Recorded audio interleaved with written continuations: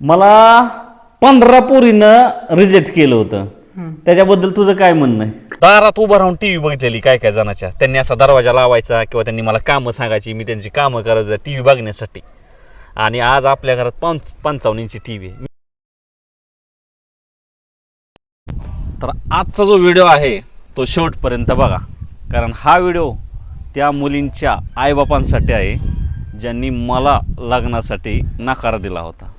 तर आता ह्या आपला बंगला बघताय, हे बघा, हे कंपाऊंड असतं, हे एंडचं कंपाऊंड, हे 3 गुंठ जागा आणि 3 गुंठ्यात 1750 स्क्वेअर फुटाचा बंगला. तर ह्याच्या मागचा संघर्ष ऐकायचा म्हणला ना तर मित्रांनो, काय जणाला आता माझंच नाही, अशी लय जण शून्यातून वरी आलेले आहेत, पण प्रत्येकाच्या आयुष्यात एक अशी गोष्ट असते की जी काय लोकांना ऐकायला खूप बरी वाटते. मला मला काय आठवत नाही, 10-12 पोरी बघितल्या होत्या, 10-12. मला कोणीच रिजेक्ट केलं नाही कुठल्या पोरीनं, पण पोरीच्या आईबापानं मला रिजेक्ट केलं. कशामुळे माहिती आहे का?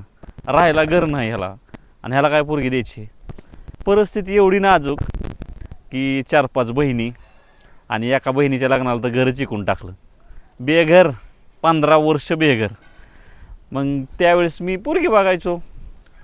मग पोरगी मला 2दा-3दा ते तोंडावर, घरच नाही ह्याला नोकरीच नाही, ह्याला परमनंटच नाही. आईला म्हणलं आपलं लग्न कसं व्हायचं. 2-4 पोरी बघितल्या की दिला विषय सोडून.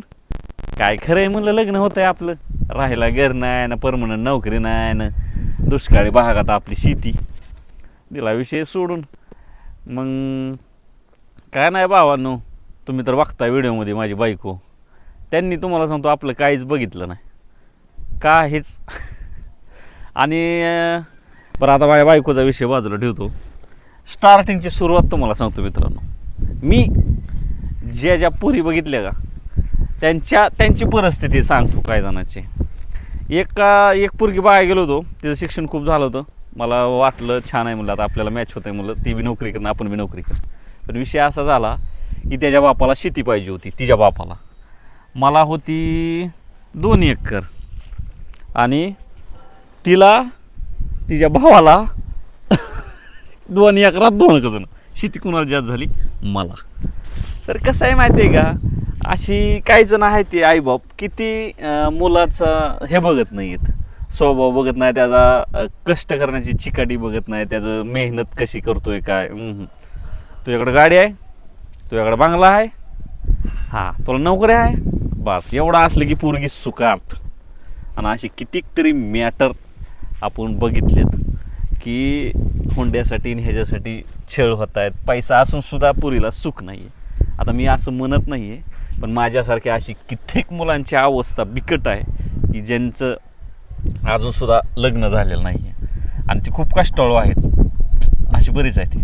पण प्रत्येक आईबापाच्या अपेक्षा हीच असते. आणि सगळ्यात महत्त्वाचं बी, आपल्या खेड्यात सुद्धा प्रत्येक आईबाबाची अपेक्षा असते की आपल्या मुलीला नवरा नोकरदार असावा, घराच्या बाहेर नसावं. आणि जी ही अपेक्षा ठेवतं का, त्याच पोराची परत पंचायत असते. पोरीला चांगल्या घरी देतात आणि पोराला पोरगी हुडकू नाकी नळी येत आहे. म्हणजे जशाच तसं लगेच उदाहरण देतोय देव. तुम्ही पुरीसाठी चांगलं देणार आणि पोरासाठी परत बघ रे कुठं आहे का पोरगी एखादी, असा विषय. थोडंसं जरा मागं जाऊया. ज्यावेळेस मित्रांनो मला नोकरी नव्हती, म्हणजे माझा ITI झाला होता. ITI झाल्याच्या नंतर काय झालं, मी गेलो पुण्याला. पुण्यात आधी मुंबईला होतो, मुंबईमध्ये 5-7 महिने काढले. तिथं एखाद्या चांगलं ITI वगैरे कर, चांगली नोकरी मिळेल व्यवस्थित. आणि 10वी-12वीवर खूप हाल होतात ना. मग बरं म्हणलं चालतं. तिथून माघारी आलो, परत ITI केला 2 वर्ष परांड्यामध्ये. परत ITI केल्यावर गेलो पुण्याला. इकडं पळ तिकडं पळ, काय कुठं डाळ शिजली नाही. मग शेवटी काय करायचं ठरवलं, डोक्यातनं विषय काढला की आपल्याला काय नोकरी लागत नाही, मग करायचं काय आता.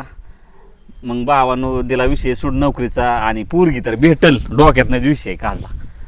एक तर नोकरी नाही, घर नाही, काय नाही, आणि प्रत्येक पुरीला होय म्हणायचं, हा मला पसंत आहे. तिकडून लगेच त्याला कुठं शेती नाही, कुठं देता पोरगी. असं सध्याच्या कंडिशनला तर असे लय पोरं आहेत बरं का जे पडून आहेत. आणि आपण एकच डोक्यात धरलं होतं की आपल्याला काय शेती नाही, काय नाही, जे त्या पुरीला होय म्हणायचं. पण विषय असा होता मित्रांनो, अंगात एक असा गुण होता, तसाच गुण बाहेर काढला आणि हे स्वप्न पूर्ण झालं आपलं.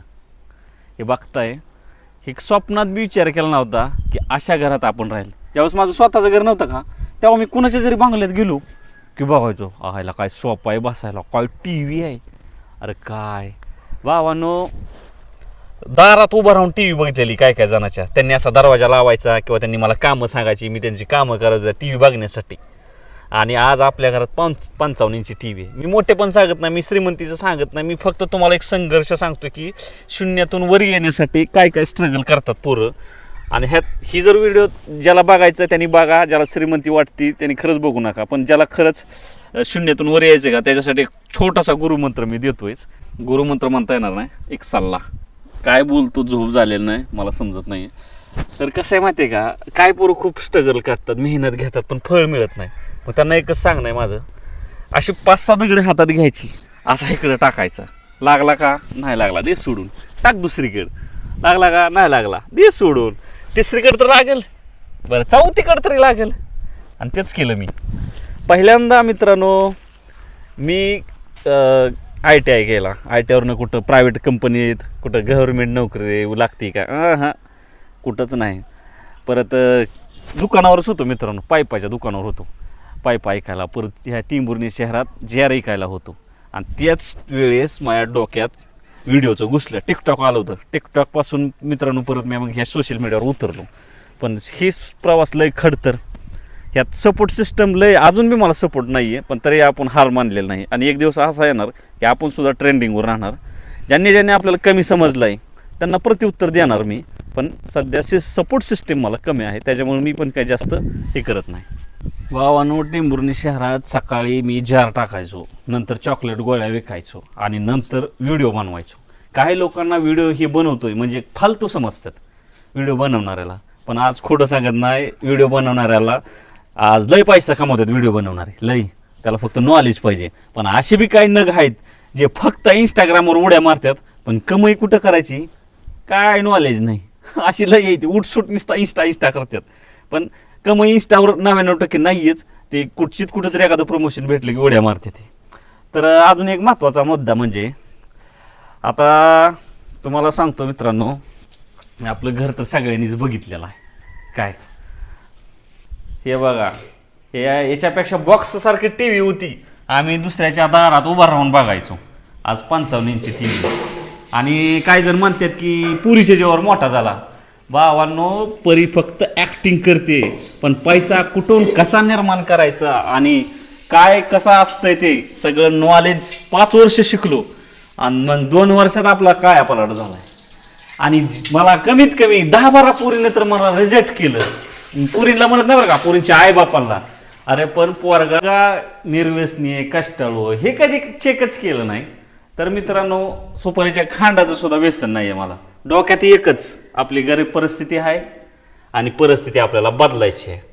आणि कंपनीत होतो मी 2.5 वर्ष Volkswagenमध्ये, तर दांडी कसली मारली नव्हती मी. एवढा कामाचा म्हणजे एवढी चिकटी होती आपली. दांडी हाणायची म्हणली की जोर यायचं. आपल्याला घर बांधायचे, जागा घ्यायची, लग्न करायचे, बायको देते ती का नाही. पण नशीब असा आहे की हिच्या आईबापानं मला काय विचारलंच नाही. अजून माझी शेती बी ह्यांनी बघितली नाही की माझी शेती कसली आहे का. हिच्या आईबापानं हिला दावली म्या. तर कसं असतं माहिती आहे का, ज्याच्या अंगात जिद्द चिकाटी असते का, ती यश मिळवतो. फक्त काय करायचं, अशी 4-5 दगडं घ्यायची, हाय का नाही, अशी टाकायची, जिथं लागल तिथं मग बसतोच. आणि कष्ट करणाऱ्याला देव फळ देतो म्हणजे देतो. 5 दगड निवडा, 5 दगडातला एक दगड जिथं बी मारचाल तिथं तुम्हाला पाणीच लागणार. हा, ज्याला 2 बी लागू शकतात, जे लयच नशिबवान आहे ना, 2 बी लागू शकतात. मी म्हणतो त्याचा अर्थ समजलाच असून दगडाचा. हा, ही समजणाऱ्याला समजणार की दगडाचा काय विषय. समजणे वाले को इशारा कॉपी आहे. कष्ट करणाऱ्याला सांगावं लागत नाही दगड काय असतात ते. तर मित्रांनो, चला, आज भरपूर झालं तुम्हाला सांगणं आयुष्याच्या माझ्या स्ट्रगलचं. अजून बरंच काय सांगण्यासारखं आहे, पण नेक्स्ट कुठल्या तरी एखाद्या व्हिडिओमध्ये घेतो. मला 15 पोरीनं रिजेक्ट केलं होतं, त्याच्याबद्दल तुझं काय म्हणणं आहे? आता 15 पोरीनं लक्ष द्या, बघा. ज्याला तुम्ही रिजेक्ट केले ना त्याच्याच घरात बसून उंबऱ्याच्या न बाहेर जाता आरामात खाते. मला 15 पोरीच्या आईबापानं रिजेक्ट केलं, घराच्या बाहेर नाही बायको. आम्ही कमीत कमी 2-4 वर्ष हिने बी बाहेर काम केलं, पण आज घराच्या बाहेर नाही. त्याच्यामुळे कसं आहे ना, आयुष्य बदलतं, परिस्थिती बदलती, माणूस ओळखायला परिस्थितीमध्ये साथ द्यायला साथ देणं ही खूप महत्वाचं आहे. साथ दिली म्हणून आज इथपर्यंत आलोय. तुम्ही बी तुमच्या नवऱ्याला चांगली साथ द्या, म्हणजे तुमचं बी कुठेतरी आयुष्य बदलेल. ओके.